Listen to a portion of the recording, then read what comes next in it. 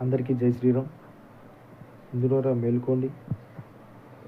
మనం ఐకమత్యంగా లేకపోతే ప్రతి యదవనాగుడుకు మన హిందూ మతం కోసం, మన హిందూ ధర్మం కోసం నీచంగా మాట్లాడుతూనే ఉంటాడు. మన హిందువులపై దాడి చేస్తూనే ఉంటాడు. కాబట్టి మనందరం ఐకమత్యంగా ఉందాం, బలంగా ఉందాం. ఏ దాడులైనా, ఏ విమర్శలనైనా ధీటుగా ఎదుర్కొని తిప్పికొడదాం. అలాగే ఎవడైతే మన ధర్మం జోలికి వస్తాడో, ఎవడైతే మన హిందూ మతం జోలికి వస్తాడో, ఎవడైతే మన హిందువుల్ని చంపుతారో, హిందువులపై దాడి చేస్తారో, ఈ నా కొడుకులందరినీ కోసేద్దాం. ఇప్పుడు ఈ పరిస్థితి రావడానికి గల కారణం ఏంటంటే మన హిందువుల్లో ఐకమత్యం లేకపోవడం. అదే మనము ఐకమత్యంగా ఉంటే ఎవడైనా ఏమన్నా పీకుతాడా వచ్చి?